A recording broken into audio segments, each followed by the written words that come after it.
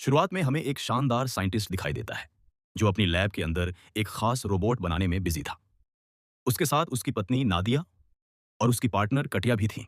तीनों मिलकर एक 112 नाम का एक रोबोट बना रहे थे जिसे इंसानों की तरह सोचने और हर तरह का काम करने के लिए डिजाइन किया गया था। जैसे ही पहली बार उस मशीन को चालू किया गया तो सबकी निगाहें उसी पर टिक गईं। लेकिन रोबोट ठीक से चल भी नहीं पा रहा था। वह बार बार गिर रहा था और आसपास की चीजों से टकरा रहा था।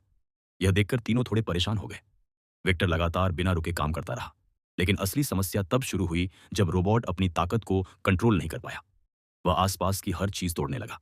यह देखकर विक्टर बहुत निराश हो गया। तभी नादिया ने उसे शांत करते हुए कहा कि यह सिर्फ टेस्टिंग फेज है। अगर वो रोबोट को और बेहतर बनाएंगे तो वह धीरे धीरे सब कुछ सीख जाएगा। धीरे धीरे उनकी मेहनत रंग लाने लगी। रोबोट ने खुद को बैलेंस करना सीख लिया। हर नई ट्रेनिंग के साथ वह पहले से ज्यादा स्मार्ट और ताकतवर बनता जा रहा था। अपने प्रोजेक्ट की प्रोग्रेस देखकर तीनों बेहद खुश थे। एक दिन लैब में काम करते समय नादिया को उसके बेटे मिसा का कॉल आया। उस समय वह बहुत बिजी थी, इसलिए उसने मैसेज करके कहा कि वह अपने पिता से बात करे। जब विक्टर ने अपने बेटे को कॉल किया तो मिसा ने उदास आवाज में कहा कि वह चाहता है उसके पिता उसे स्कूल से लेने आए। उसने कहा कि उसे वहां बिल्कुल अच्छा नहीं लगता और वह मैथ्स छोड़ने तक की सोच रहा है। लेकिन विक्टर को उसकी ये बातें बिल्कुल पसंद नहीं आईं। गुस्से में उसने कहा कि बहाने बनाना बंद करो और अपनी पढ़ाई पर ध्यान दो। अपने पिता की डांट सुनने के बाद मिसा और ज्यादा दुखी हो गया। तभी स्कूल के कुछ बच्चे उसका मजाक उड़ाने लगे। गुस्से और निराशा में वह अपनी क्लास में गया और टीचर से पूछने लगा कि अगर वह बड़ा होकर एक आर्टिस्ट बनना चाहता है तो क्या मैथ्स तब भी जरूरी होगी। टीचर ने शांत होकर जवाब दिया कि हाँ, बिल्कुल जरूरी होगी। उसे समझाने के लिए उन्होंने मशहूर कलाकार का उदाहरण दिया जिन्होंने महान कलाकार बनने से पहले इंजीनियरिंग और डिजाइन पर भी काम किया था। उन्होंने कई मशीनों के मॉडल तक बनाए थे और यही चीज उन्हें इतना महान बनाती थी। लेकिन यह बात समझने की बजाय मिसा और ज्यादा चिढ़ गया। कुछ घंटों बाद स्कूल में टीचर सभी बच्चों का होमवर्क चेक कर रही थी। लेकिन जब उन्होंने मिसा की कॉपी खोली तो उसमें मैथ्स के सवालों की जगह हर तरफ खूबसूरत ड्राइंग बनी हुई थी। टीचर उसकी कला देखकर इंप्रेस तो हुई, लेकिन उन्होंने साफ कहा कि यह मैथ्स क्लास है, आर्ट क्लास नहीं। इसी वजह से उन्होंने मिसा को टेस्ट में फेल कर दिया। यह सुनकर उसका मूड और भी खराब हो गया। उधर लैब में विक्टर रोबोट एक 112 के वॉइस सिस्टम को टेस्ट कर रहा था। तभी उसे पता चला कि नादिया और कटिया ने रोबोट के अंदर बच्चे जैसी आवाज इंस्टॉल कर दी है। यह देखकर विक्टर बहुत गुस्सा हो गया। अब सबसे बड़ी समस्या यह थी कि उनके पास आवाज बदलने का समय भी नहीं बचा था, क्योंकि उन्हें तुरंत एक जरूरी मीटिंग में जाना था। मीटिंग के दौरान उन्होंने कमेटी और जनरल को रोबोट की ट्रेनिंग वीडियो दिखाई। वीडियो में साफ दिख रहा था कि 112 मिशन पूरे कर रहा था, लेकिन खतरनाक हालात में उसकी प्रतिक्रिया थोड़ी धीमी थी। जनरल ने गुस्से में कहा कि इतनी छोटी देरी भी किसी की जान ले सकती है। उसने रोबोट की बच्चों जैसी आवाज का भी मजाक उड़ाया और कहा कि इसे ज्यादा ताकतवर, तेज और एडवांस बनाना होगा। विक्टर बाहर से शांत रहा, लेकिन अंदर ही अंदर वह नादिया और कट्टिया पर बहुत गुस्सा था। उसी समय स्कूल से घर लौटते वक्त मिसा की मुलाकात अपने दोस्त ग्रांट से हुई, जो सड़कों की सफाई का काम करता था। मिसा ने उदास होकर बताया कि टीचर ने उसे प्रिंसिपल के ऑफिस भेज दिया था। ग्रांट ने उसे दिलासा दिया और यहां तक कहा कि जरूरत पड़ी तो वह उसके माता पिता की जगह स्कूल भी चला जाएगा। लेकिन मिसा ने मना कर दिया और चुपचाप वहां से चला गया। उस रात लैब में विक्टर अकेला 112 से बात कर रहा था। गुस्से में उसने पूछा कि उसके टेस्ट रिजल्ट इतने खराब क्यों आए। रोबोट ने मासूमियत से जवाब दिया कि शायद उसका दिन खराब चल रहा था। यह सुनकर विक्टर और चिढ़ गया। लेकिन तभी रोबोट ने अचानक विषय बदल दिया। उसने पूछा कि क्या वह विक्टर के परिवार की तस्वीरें देख सकता है। असल में वह इंसानों और परिवार का मतलब समझना चाहता था। विक्टर ने कहा कि इन चीजों का उससे कोई लेना देना नहीं है। लेकिन रोबोट ने फिर पूछा, क्या आप सब मेरा परिवार हो। यह सुनते ही विक्टर ने तुरंत मना कर दिया। उसने कहा कि वह सिर्फ एक मशीन है और मशीनों का कोई परिवार नहीं होता। यह कहने के बाद तीनों वैज्ञानिक लैब से बाहर चले गए और एबे 112 को अंधेरे में अकेला छोड़ दिया। घर पहुंचने के बाद विक्टर और नादिया ने मिसा को बहुत डांटा, जिसमें मैथ्स होमवर्क करने की जगह उसने पूरी कॉपी ड्राइंग से भर दी थी। गुस्से में विक्टर ने कहा कि उसकी ड्राइंग भी कोई खास नहीं है। उसने कहा कि मिसा को अपने माता पिता की तरह मेहनत करनी चाहिए और बड़ा वैज्ञानिक बनना चाहिए। यह सुनते ही मिसा अपना आपा खो बैठा। वह जोर से चिल्लाया कि वह कभी भी उन दोनों जैसा नहीं बनेगा। अपने ही बेटे के मुंह से यह सुनकर विक्टर अंदर से टूट गया और घर का माहौल बेहद तनावपूर्ण हो गया। उधर लैब में ए 112 अकेला खड़ा था। वह इंसानों की कही बातों को समझने की कोशिश कर रहा था। तभी उसे डिक्शनरी में फैमिली शब्द मिला। रोबोट उसका मतलब समझना चाहता था, इसलिए उसने फैसला किया कि अगर उसे सच में परिवार का मतलब समझना है तो उसे एक असली परिवार ढूंढना होगा। इसके बाद 112 ने लैब का दरवाजा तोड़ दिया और चुपचाप बाहर निकल गया। अब पहली बार वह शहर में अकेला घूम रहा था। उसके लिए हर चीज बिल्कुल नई थी। चलते चलते वह सड़क पर चल रही एक छोटी ट्रेन से टकराने ही वाला था, लेकिन समय रहते रुक गया। थोड़ी देर बाद उसने कुछ लड़कों को दीवार पर ग्रेफिटी बनाते देखा। तभी रोबोट की आवाज सुनकर उनमें से एक लड़का फिसल कर गिर पड़ा। एक एक दो ने तुरंत उसकी जान बचा ली, लेकिन बचने के बाद भी वह लड़का डर गया और वहां से भाग गया। यह देखकर एक एक दो उदास हो गया। उसे समझ नहीं आ रहा था कि आखिर सब उससे इतना डरते क्यों हैं। कुछ समय बाद वह एक कंस्ट्रक्शन साइट पर पहुंचा, जहां मजदूर भारी मशीनों से काम कर रहे थे। रोबोट ने कहा कि वे जल्दी काम खत्म करें, क्योंकि तेज आवाज आसपास के लोगों को परेशान कर रही है। लेकिन उसकी अजीब आवाज और विशाल शरीर देखकर सभी मजदूर डर गए और भागने लगे। अबे एक एक दो फिर से अकेला रह गया। उसने लैब से लाई हुई एक तस्वीर निकाली और उसे ध्यान से देखने लगा। उसके दिमाग में बार बार सिर्फ एक सवाल घूम रहा था कि उसका परिवार कहाँ है। अगले दिन विक्टर और उसकी पूरी टीम लैब पहुंची, लेकिन जैसे ही वे अंदर गए, सब हैरान रह गए, क्योंकि एक दो लैब से गायब था। विक्टर तुरंत समझ गया कि रोबोट खुद ही वहां से भाग निकला है। अब सभी लोग उसे हर जगह ढूंढने लगे। उधर स्कूल में टीचर बच्चों को एक नई रोबोटिक्स कंपटीशन के बारे में बता रही थी। उन्होंने कहा कि इस बार हर छात्र को इसमें हिस्सा लेना होगा। यह सुनते ही मिसा अपनी सीट से खड़ा हो गया। टीचर ने हैरानी से पूछा कि वह हिस्सा क्यों नहीं लेना चाहता। फिर उन्होंने ताना मारते हुए कहा कि क्या वह खुद को बहुत बड़ा आर्टिस्ट समझता है। पूरी क्लास के सामने यह सुनकर मिसा को बहुत शर्मिंदगी महसूस हुई। गुस्से में वह क्लासरूम छोड़कर बाहर चला गया। उसी समय एक एक दो मिसा के घर के बाहर पहुंच चुका था। उसने अपनी रोबोटिक उंगली से नकली चाबी बनाई और आसानी से दरवाजा खोलकर अंदर चला गया। घर के अंदर पहुंचकर रोबोट शीशे के सामने खड़ा हो गया, क्योंकि खुद को देखकर उसे दुख हो रहा था, क्योंकि उसे लगता था कि इस दुनिया में उसका कोई अपना नहीं है। तभी अचानक घर के मेन गेट की आवाज गूंजी तो रोबोट तुरंत छिप गया। कुछ सेकंड बाद मिसा घर के अंदर आया। गुस्से में उसने अपना स्कूल बैग जमीन पर फेंक दिया और सीधे बाथरूम में चला गया। लेकिन जैसे ही उसने हाथ धोकर पीछे मुड़कर देखा, उसके सामने एक दो खड़ा था और उसके हाथ में तौलिया था। असल में रोबोट भी बाथरूम में ही छिपा हुआ था। उसे देखकर मिसा इतना डर गया कि घबराहट में सिंक से टकरा गया। रोबोट तुरंत उसकी मदद करने दौड़ा और शांत आवाज में बोला कि घबराओ मत, वह उसकी चोट ठीक कर सकता है। डर के मारे मिसा भागकर अपने बेडरूम में चला गया और जल्दी से बिस्तर पर चढ़ गया। तभी एक दो ने कहा कि वह उसे कभी नुकसान नहीं पहुंचाएगा, वह सिर्फ उसकी मदद करना चाहता है। जब रोबोट ने देखा कि मिसा थोड़ा शांत हो चुका है, तो उसने अपना परिचय दिया। उसने कहा, मेरा नाम एक दो है। मैं एक मल्टी फंक्शनल रेस्क्यू रोबोट हूं। इसके बाद रोबोट ने उसे सब कुछ बताया। उसने कहा कि उसने अपनी उंगली से चाबी बनाई थी और उसके अंदर अलग अलग वॉइस सिस्टम लगे हुए हैं। रोबोट की मजेदार और अजीब आवाजें सुनकर मिसा पहली बार हंस पड़ा। कुछ देर बाद रोबोट ने धीरे से कहा कि वह एक परिवार ढूंढ रहा है। वह समझना चाहता है कि फैमिली शब्द का असली मतलब क्या होता है। उसने मिसा को वह तस्वीर भी दिखाई जो वह लैब से लाया था। तस्वीर देखकर मिसा उदास हो गया। उसने कहा कि यह कोई असली परिवार नहीं है। उसके मुताबिक उसके माता पिता को सिर्फ अपने काम और रिसर्च की परवाह है। मिसा की बातें सुनकर रोबोट भी दुखी हो गया। उसने उदास होकर कहा कि शायद वह भी बेकार है, क्योंकि वह अपने बनाने वाले इंसान को खुश तक नहीं कर पाया। यह सुनकर पहली बार मिसा ने दिल से किसी को सांत्वना दी। उसने कहा कि वह बिल्कुल बेकार नहीं है, बल्कि उसने तो उसे खुश कर दिया है। फिर मुस्कुराते हुए मिसा बोला, आज से हम दोस्त हैं और मैं तुम्हें एक दो नहीं, बल्कि रॉबी कहकर बुलाऊंगा। अपना नया नाम सुनकर रोबोट बेहद खुश हो गया। उसे ऐसा महसूस हुआ जैसे पहली बार किसी ने उसे अपनाया हो। उधर लैब में जनरल ओलेग ने सभी वैज्ञानिकों की एक इमरजेंसी मीटिंग बुलाई। गुस्से में उसने कहा कि एक दो अब पूरी तरह नियंत्रण से बाहर हो चुका है। उसके अंदर खतरनाक हथियार लगे हैं और अगर वह गलत हाथों में पड़ गया तो पूरी दुनिया के लिए खतरा बन सकता है। तभी विक्टर को अचानक याद आया कि उसके परिवार की तस्वीर भी गायब है। उसे तुरंत शक हुआ कि शायद रोबोट उसके घर गया होगा।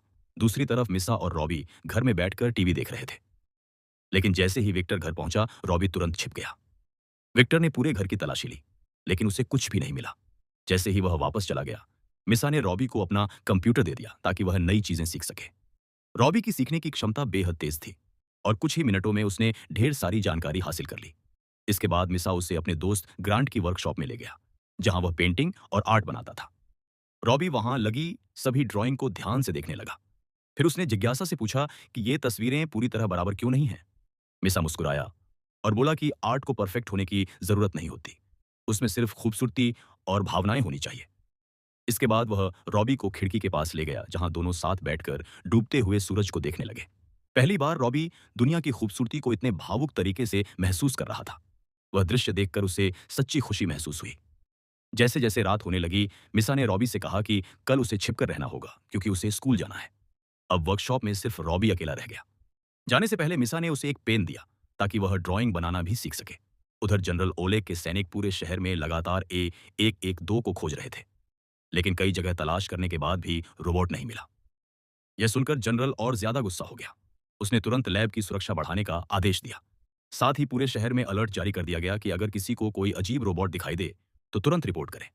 उस रात विक्टर, नादिया और मिसा घर में साथ बैठकर डिनर कर रहे थे, लेकिन घर का माहौल बहुत शांत था। नादिया ने देखा कि विक्टर बहुत परेशान लग रहा है। उसने धीरे से पूछा कि क्या बात है। विक्टर ने बताया कि उसके बॉस ने चेतावनी दी है कि उनकी लैब जल्द ही बंद की जा सकती है। यह सुनकर मिसा पूरी तरह चौंक गया। उसने तुरंत पूछा कि ऐसा क्यों होगा। तब विक्टर ने बताया कि उनका सबसे खतरनाक रोबोट A112 गायब हो चुका है और अगर वे उसे जल्द पकड़कर बंद नहीं कर पाए तो पूरी टीम अपनी नौकरी खो देगी। यह सुनते ही मिसा अचानक चुप हो गया, क्योंकि वह पहले से जानता था कि रॉबी कहां छिपा हुआ है। अगले दिन स्कूल में एंटोन नाम का एक लड़का अपने छोटे रिमोट कंट्रोल रोबोट से टीचर को परेशान करने लगा और बाकी बच्चे जोर जोर से हंसने लगे। जब टीचर गुस्सा हुई तो एंटोन ने चालाकी से रिमोट मिसा की डेस्क की तरफ फेंक दिया। अब टीचर को लगा कि सारी शरारत मिसा कर रहा है। बिना उसकी बात सुने उन्होंने उसे बुरी तरह डांटा और क्लास से बाहर निकाल दिया। कुछ देर बाद स्पोर्ट्स क्लास शुरू हुई। तभी मिसा गुस्से में एंटोन के पास पहुंचा, लेकिन एंटोन एक बार फिर उसका मजाक उड़ाने लगा। इस बार मिसा अपना गुस्सा कंट्रोल नहीं कर पाया। उसने एंटोन को पकड़कर जमीन पर पटक दिया और चिल्लाकर बोला, तुमने सारा इल्जाम मुझ पर क्यों लगाया। दोनों के बीच लड़ाई तेजी से बढ़ने लगी। तभी जिम टीचर दौड़ते हुए आए और दोनों को अलग किया। गुस्से से भरा मिसा स्कूल से बाहर निकल गया और सीधे वर्कशॉप पहुंचा। वहां पहुंचकर उसने देखा कि रॉबी और ग्रांट साथ बैठकर आराम से ताश खेल रहे थे। मिसा के चेहरे पर डर और तनाव साफ दिखाई दे रहा था। यह देखकर रॉबी ने पूछा कि क्या हुआ है। तब मिसा ने बताया कि अब पूरी मिलिट्री उसे ढूंढ रही है। सरकार ने आदेश दिया है कि उसे किसी भी कीमत पर पकड़कर खत्म कर दिया जाए। यह सुनते ही माहौल गंभीर हो गया। कुछ देर सोचने के बाद मिसा ने कहा कि रॉबी को शहर छोड़कर बहुत दूर चले जाना चाहिए। तभी ग्रांट को शहर के बाहर की एक जगह याद आई। उसने बताया कि वहां एक जंगल है जहां कई साल पहले भयानक आग लगी थी। तब से वहां कोई नहीं जाता। यह सुनते ही मिसा के दिमाग में एक आइडिया आया। उसने कहा कि अगर रॉबी वहां जाकर आग बुझाने में मदद करे तो लोगों को समझ आएगा कि वह बुरा नहीं है बल्कि इंसानों की मदद करना चाहता है। यह प्लान सुनकर तीनों उत्साहित हो गए, लेकिन तभी वर्कशॉप के दरवाजे पर जोर जोर से बजने लगे। बाहर पुलिस खड़ी थी। वे चिल्लाकर कह रहे थे, दरवाजा खोलो। ग्रांट ने जानबूझकर समय बर्बाद करना शुरू कर दिया और कहा कि वह अभी बिजी है। इसी बीच पुलिस से बचने के लिए रॉबी ने मिसा को अपनी पीठ पर बैठाया और अपना जेट सिस्टम चालू कर दिया। फिर वह बिल्डिंग्स के ऊपर उड़ने लगा। यह नजारा देखकर पुलिस हैरान रह गई। तुरंत हेडक्वार्टर में रिपोर्ट भेजी गई कि A112 ने एक बच्चे का अपहरण कर लिया है और पुलिस से भाग गया है। भागते समय मिसा का फोन नीचे सड़क पर जा गिरा, लेकिन अब रुकने का समय नहीं था। जब उन्हें लगा कि पुलिस चारों तरफ से उन्हें घेरने वाली है, तब रॉबी ने एक बहुत बड़ी छलांग लगाई और मिसा को लेकर वहां से निकल गया। कुछ ही मिनटों में A112 के भागने की खबर टीवी पर फैल गई। उधर ग्रांट का भी इंटरव्यू लिया जा रहा था। मीडिया को लगा कि वह रोबोट का बंधक था और पुलिस ने उसे बचा लिया है। दूसरी तरफ रॉबी और मिसा एक कंस्ट्रक्शन बिल्डिंग में छिपे हुए थे। दोनों चुपचाप बैठकर काफी देर तक बातें करते रहे। निराश होकर मिसा बोला कि उसे बहुत बुरा लग रहा है, क्योंकि लोग हर जगह रॉबी के बारे में झूठ फैला रहे हैं। टीवी और मीडिया उसे एक खतरनाक रोबोट दिखा रहे हैं। शांत रॉबी ने कहा कि शायद उसके टेस्ट के दौरान हुई समस्या उसके कम्युनिकेशन सिस्टम की वजह से थी। शायद सच में उसके अंदर कोई खराबी है। यह सुनते ही मिसा ने तुरंत उसे हिम्मत दी। उसने कहा कि वह बिल्कुल बेकार नहीं है, वह मेहनती और समझदार है। मिसा की बातें सुनकर रॉबी पहली बार सच में खुशी महसूस करने लगा। इसके बाद उसने ठंड से बचाने के लिए मिसा को एक थर्मल कंबल दिया। फिर दोनों साथ बैठकर एक फिल्म देखने लगे। लेकिन कुछ देर बाद मिसा अचानक भावुक हो गया। उसे याद आया गया कि यह पहली रात थी जब उसकी माँ उसे गुड नाइट नहीं कहेगी। रॉबी ने धीरे से कहा कि अगर वह चाहे तो वह उसे वापस घर छोड़ सकता है, लेकिन मिसा ने तुरंत मना कर दिया। उसने कहा कि अगर लोगों ने रॉबी को देख लिया तो वे उसे खत्म कर देंगे। यह सुनकर रॉबी समझ गया कि मिसा सच में उसकी परवाह करता है। अगली सुबह दोनों नीचे चल रहे काम की आवाज से जाग गए। मिसा ने कहा कि अब उन्हें कुछ ऐसा करना होगा जिससे कोई उन्हें पहचान ना सके।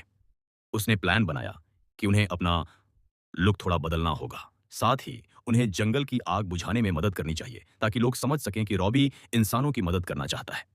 अगर लोग उसे अच्छा रोबोट मानने लगे तो शायद सरकार भी उसे नष्ट करने का फैसला बदल दे। उधर घर पर कटिया विक्टर और नादिया से मिलने आई। दुखी होकर उसने बताया कि उनकी लैब बंद कर दी गई है। यह सुनकर विक्टर और ज्यादा परेशान हो गया। इसके तुरंत बाद वह पुलिस स्टेशन चला गया ताकि उसे अपने बेटे और ए 112 के बारे में कोई जानकारी मिल सके। दूसरी तरफ रॉबी और मीसा शहर के एक बड़े सर्कस में पहुंच गए। वहां बहुत बड़ी भीड़ थी, इसलिए उन्हें लगा कि इतने लोगों के बीच छिपना आसान होगा। सर्कस के कर्मचारियों से बात करने के बाद दोनों ने जोकर के कपड़े पहन लिए ताकि कोई रॉबी को पहचान न सके। कुछ देर बाद मिसा ने रॉबी से कहा कि वह बस की टिकट लेने जा रहा है। तब तक उसने रॉबी से कहा कि वह अपनी आवाज और व्यवहार बदल कर रखे ताकि किसी को शक न हो। तभी अचानक स्कूल के दो बच्चे एंटोन और ओलिया वहां पहुंच गए। मिसा को देखकर दोनों चौंक गए क्योंकि उसके गायब होने की खबर पूरे शहर में फैल चुकी थी। तभी मिसा ने उन्हें रॉबी के बारे में सच्चाई बताई। उसने कहा कि रॉबी कोई खतरनाक रोबोट नहीं है, वह दयालु है और लोगों की मदद करना चाहता है। लेकिन जोकर के कपड़ों में खड़े विशाल रोबोट को देखकर दोनों बच्चे थोड़े डर गए। तब मिसा ने भरोसा दिलाया कि रॉबी उसका दोस्त है और वह सिर्फ उसे किसी सुरक्षित जगह ले जाने की कोशिश कर रहा है। उधर दूसरी तरफ विक्टर आखिरी बार जनरल ओलेग से मिलने गया। उसने उससे विनती की कि लैब को बंद न किया जाए, लेकिन जनरल ने साफ कह दिया कि फैसला पहले ही लिया जा चुका है और अगर उसे वह रोबोट कहीं भी मिला तो वह तुरंत उसे नष्ट कर देगा। यह सुनकर विक्टर की सारी उम्मीदें टूट गईं। अब उसे समझ आ गया था कि जनरल कभी अपना फैसला नहीं बदलेगा। अपनी जिंदगी के सबसे बड़े प्रोजेक्ट को बिखरते हुए देखकर वह अंदर से पूरी तरह टूट चुका था। उधर सर्कस में मिसा ने एंटोन और ओलिया से कहा कि जब तक वह बस टिकट लेकर वापस नहीं आता तब तक वे रॉबी के साथ रहें। उसने यह भी बताया कि वे लोग जंगल जाकर आग बुझाने वाले हैं ताकि पूरी दुनिया देख सके कि रॉबी असल में एक अच्छा रोबोट है। साथ ही मिसा ने दोनों से वादा लिया कि वे इस राज के बारे में किसी को कुछ नहीं बताएंगे। हालांकि दोनों मान गए, लेकिन जैसे ही मिसा वहां से गया एंटोन के दिमाग में कुछ और ही चल रहा था। उसने रॉबी से पूछा कि क्या वह सच में वैसे खतरनाक और शानदार स्टंट कर सकता है जैसे न्यूज में दिखाए जा रहे हैं। यह सुनकर रॉबी उत्साहित हो गया। उसने अपना जोकर वाला कॉस्ट्यूम उतार दिया और अपनी ताकत और मूव्स दिखाने लगा। एंटोन ने तुरंत अपना फोन निकाला और वीडियो रिकॉर्ड करना शुरू कर दिया। यह देखकर ओलिया को बहुत बुरा लगा, लेकिन एंटोन हंसते हुए बोला कि उसे फर्क नहीं पड़ता कि रोबोट बचता है या नष्ट हो जाता है। वह सिर्फ वीडियो इंटरनेट पर डालकर मशहूर होना चाहता है। अपने दोस्त की इतनी स्वार्थी सोच देखकर ओलिया बेहद निराश हो गई। इसके बाद एंटोन वहां से चला गया, जबकि रॉबी और ओलिया आपस में बातें करते रहे। उधर दूसरी तरफ मिसा को दो सिक्योरिटी गार्ड्स ने पकड़ लिया। उसके चेहरे और कपड़ों को देखकर उन्हें शक हो गया था कि यही वही लापता लड़का है जिसकी खबर पूरे शहर में फैल रही है। कुछ देर बाद विक्टर को पुलिस स्टेशन से कॉल आया। यह सुनकर उसे थोड़ी राहत मिली क्योंकि कम से कम उसका बेटा सुरक्षित मिल गया था। उसी समय एंटोन ने रॉबी के सारे वीडियो सोशल मीडिया पर अपलोड कर दिए। कुछ ही मिनटों में वे वीडियो हर जगह वायरल हो गए और आखिरकार जनरल ओलेग की टीम तक भी पहुंच गए। अब उन्हें रॉबी की लोकेशन का अंदाजा हो चुका था। पुलिस स्टेशन में विक्टर फिर से अपने बेटे से मिला। जैसे ही उसने मिसा को देखा, उसने उसे कसकर गले लगा लिया। घबराहट में उसने पूछा कि वह इतने समय कहाँ था और क्या उसे अंदाजा है कि वह रोबोट कितना खतरनाक है। लेकिन मिसा ने साफ कहा कि रॉबी बिल्कुल बुरा नहीं है। उसने कभी किसी को नुकसान पहुंचाने की कोशिश नहीं की। लोग उसके बारे में सिर्फ झूठ फैला रहे हैं। इसके बाद मिसा ने अपने पिता को बताया कि रॉबी इस समय उसके दोस्तों के साथ छिपा हुआ है। फिर उसने विक्टर से वादा करने को कहा कि वह पुलिस को रॉबी की लोकेशन नहीं बताएगा। शुरुआत में विक्टर थोड़ा झिझका, लेकिन आखिरकार वह मान गया और अपने बेटे को लेकर वहां से निकल गया। उधर ओलिया ने मेकअप और अलग कपड़ों की मदद से रॉबी का पूरा लुक बदल दिया था। जब विक्टर ने रॉबी को देखा तो वह सच में हैरान रह गया। अब रॉबी पहले से कहीं ज्यादा समझदार लग रहा था। यहां तक कि उसके बोलने और सोचने का तरीका भी पूरी तरह बदल चुका था। लेकिन तभी वहां पुलिस की गाड़ियां पहुंच गईं। मिसा तुरंत समझ गया कि अब हालात और ज्यादा खराब होने वाले हैं। तीनों तुरंत भागकर एक बड़े कार्गो वेयरहाउस की तरफ दौड़े, लेकिन सैनिकों ने जल्दी ही उन्हें चारों तरफ से घेर लिया। जनरल ओलेग ने जोर से आदेश दिया कि बच्चों को तुरंत वहां से हटाया जाए ताकि वे इलेक्ट्रोमैग्नेटिक हथियार से रॉबी को नष्ट कर सकें। लेकिन विक्टर पीछे हटने को तैयार नहीं था। यह देखकर ओलेग ने सैनिकों को जबरदस्ती आगे बढ़ने का आदेश दे दिया। तभी अचानक ऊपर लटका हुआ एक विशाल कंटेनर टूटकर नीचे गिरने लगा। वह सीधा जनरल ओलेग के ऊपर गिरने वाला था। सबको लगा कि रॉबी उसे मरने देगा, लेकिन अगले ही पल रॉबी तेजी से आगे बढ़ा और अपनी पूरी ताकत लगाकर उस कंटेनर को पकड़ लिया। वह उसी इंसान की जान बचा रहा था जो उसे खत्म करना चाहता था। लेकिन कंटेनर बहुत भारी था। धीरे धीरे रॉबी का शरीर टूटने लगा। उसका सिस्टम इतना वजन संभाल नहीं पा रहा था। रॉबी ने सभी को पीछे हटने को कहा, लेकिन मिसा रोते हुए अपने दोस्त को बचाने की कोशिश करता रहा। कुछ ही सेकंड बाद विशाल कंटेनर रॉबी के ऊपर गिर पड़ा और उसे पूरी तरह दबा दिया। यह देखकर खुद जनरल ओलेग भी हैरान रह गया। उसे समझ नहीं आ रहा था कि जिसे वह दुश्मन समझता था, उसी रोबोट ने अभी उसकी जान क्यों बचाई। कुछ समय बाद सभी लोगों ने मिलकर कंटेनर हटाया। बुरी तरह रोता हुआ मिसा रॉबी को अलविदा कहने लगा। विक्टर भी अपने बेटे को संभालने की कोशिश कर रहा था। लेकिन तभी अचानक रॉबी के सिस्टम के अंदर हलचल होने लगी। धीरे धीरे वह फिर से एक्टिवेट होने लगा। यह देखकर सभी के चेहरों पर मुस्कान लौट आई। कुछ समय बाद मिसा ने अपनी पूरी एडवेंचर की ड्राइंग बनाई और उन्हें रॉबी और ओलिया को दिखाया। सभी को उसकी आर्ट बहुत पसंद आई और लास्ट में सभी लोग एक परिवार की तरह साथ बैठकर डिनर कर रहे थे।